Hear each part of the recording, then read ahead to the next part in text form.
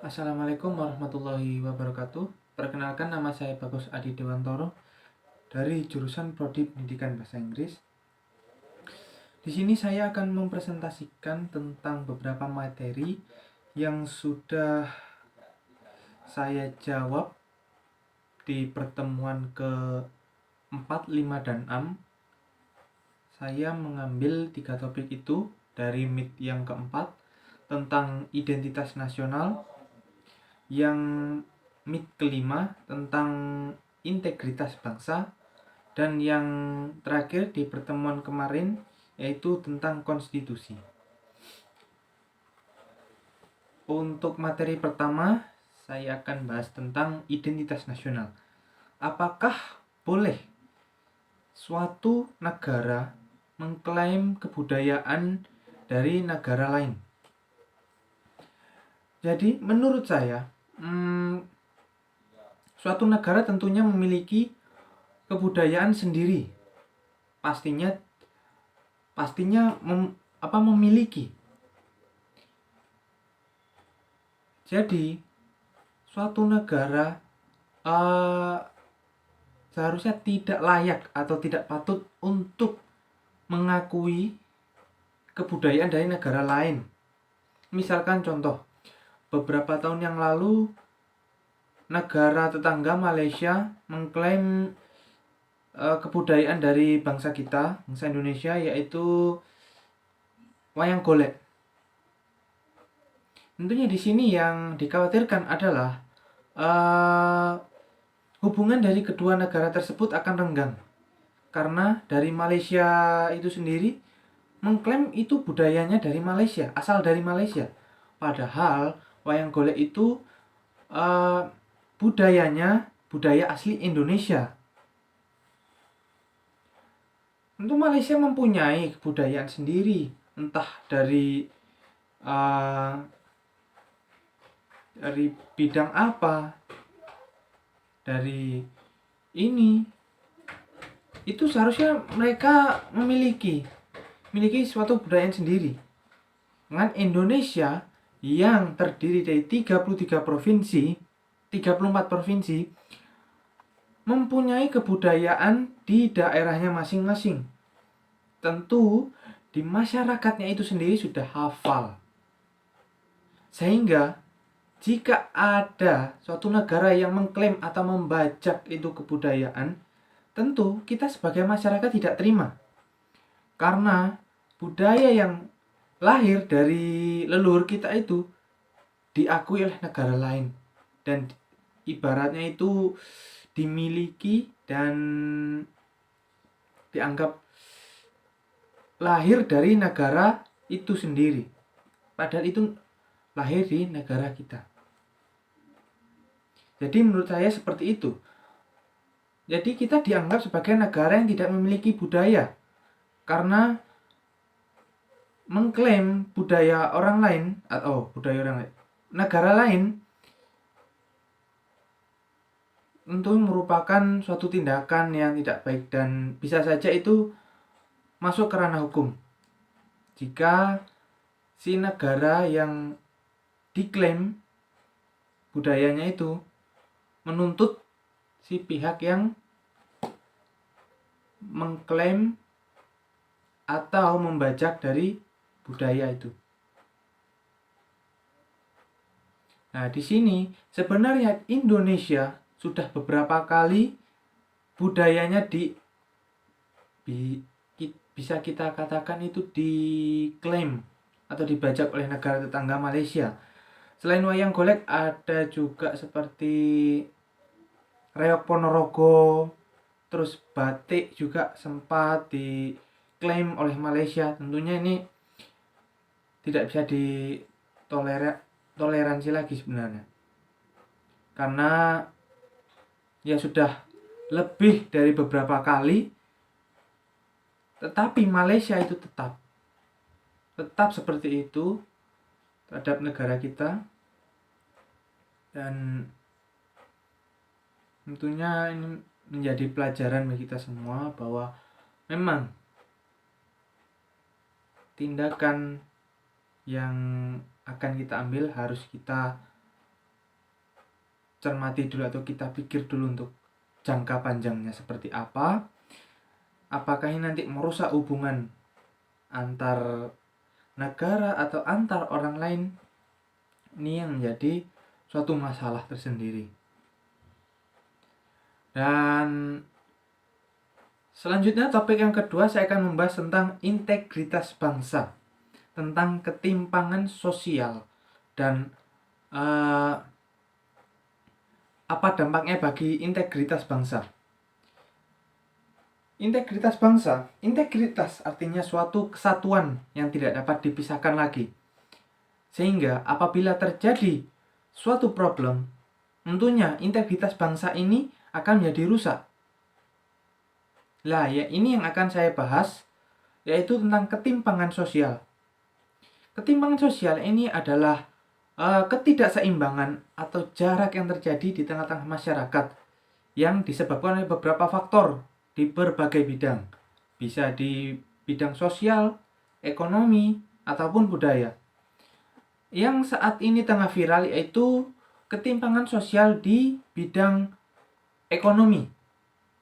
Saat ini khususnya di ibu kota Jakarta memang banyak sekali orang-orang yang tempat tinggalnya kurang layak dan ekonominya atau finansialnya juga tidak baik. Ini tentu menjadi suatu problem bagi pemerintah dan khususnya negara juga. Karena bagaimanapun negara harus bisa menindaklanjut atau mengatasi masalah ketimpangan sosial ini.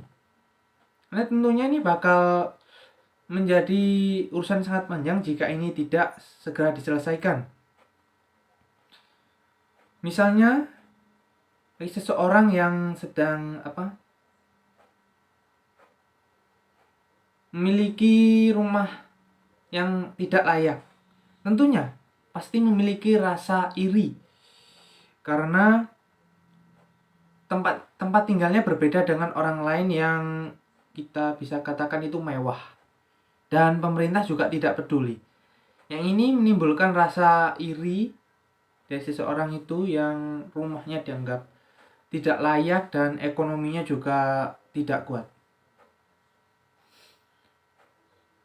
Tentunya pemerintah di sini harus bisa bertindak adil supaya lebih tegas lagi dalam upaya membantu orang-orang yang tidak berkemampuan tersebut. Ya, misalnya tempat tinggal yang kurang memadai, fasilitasnya juga, maupun ekonomi yang sedang krisis, ataupun orang yang sedang, ataupun bisa saja seperti ini.